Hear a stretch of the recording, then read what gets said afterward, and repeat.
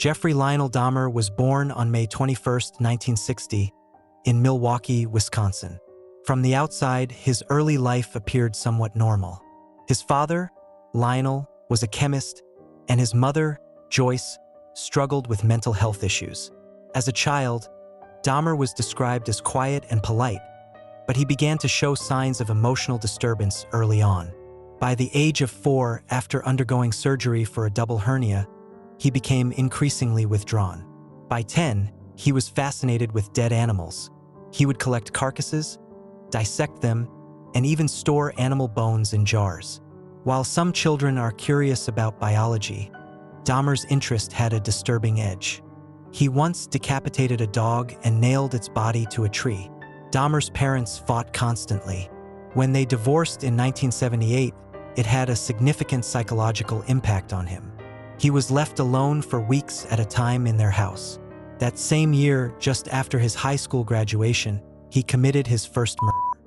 In June 1978, Dahmer picked up 18-year-old Stephen Hicks, a hitchhiker on his way to a rock concert. Dahmer brought him home for drinks. When Hicks tried to leave, Dahmer struck him with a dumbbell, strangled him, and then the body. He crushed the bones and scattered them in the woods. Later, he collected the fragments and dissolved them in acid. Following this, Dahmer attended Ohio State University but dropped out after a semester due to poor grades and heavy drinking. In 1979, he enlisted in the U.S. Army and was stationed in Germany. He was eventually discharged in 1981 for alcohol abuse. During this time, some soldiers later reported being drugged and assaulted by him, but those cases were never formally connected to Dahmer at the time.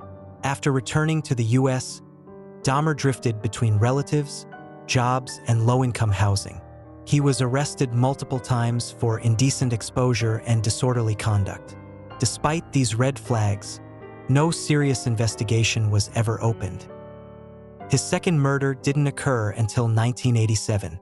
That year, he met Stephen Twomey at a bar, lured him to a hotel room, and murdered him. Dahmer later claimed he didn't remember killing Twomey. He just woke up next to his body. This time, Dahmer stuffed the body in a suitcase, took it to his grandmother's basement, where he was living at the time, and dismembered it. He disposed of the remains just like he did with Hicks. Over the next 4 years, Dahmer's murders became more frequent and more gruesome. He would lure young men, often gay and from marginalized communities, to his home. He promised them money, drinks, or photo shoots. Once there, he would drug them, strangle them, have sex with their corpses, and perform rituals. He took photos throughout the process and sometimes preserved body parts like skulls and hearts. By 1991, he had begun to eat parts of his victims, particularly the biceps, hearts, and livers. He created an altar made of human bones, skulls, candles, and incense in his apartment, claiming it gave him a sense of power and control. He told police he planned to sit by it and meditate. Dahmer even tried turning victims into zombies. He drilled holes into their skulls and poured acid or boiling water in, attempting to lobotomize them. Some victims survived for hours or days in this state before dying. Perhaps one of the most tragic moments came in May 1991, when 14-year-old Conorak Synthesumphone escaped Dahmer's apartment.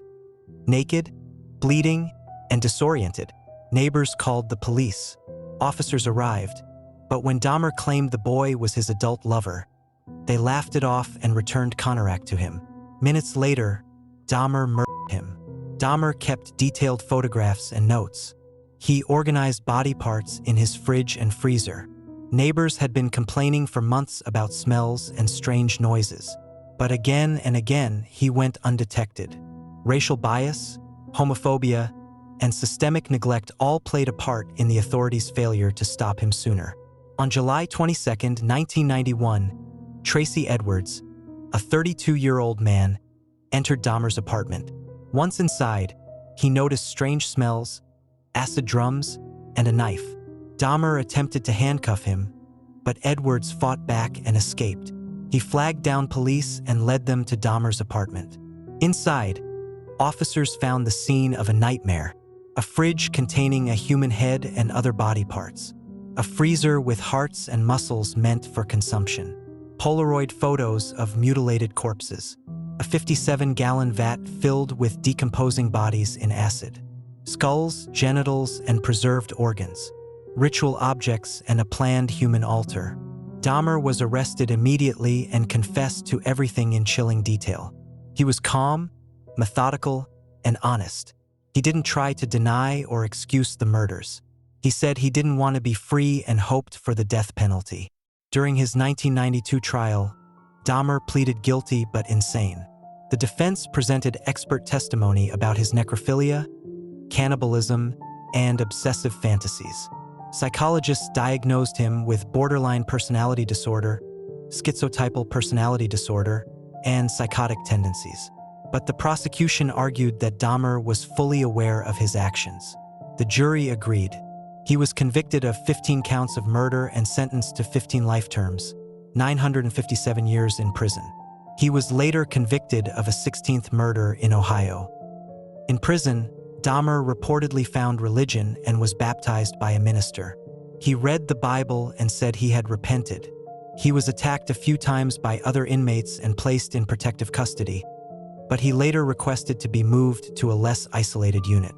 On November 28, 1994, Dahmer was cleaning the bathrooms in Columbia Correctional Institution with two other inmates, Christopher Scarver and Jesse Anderson.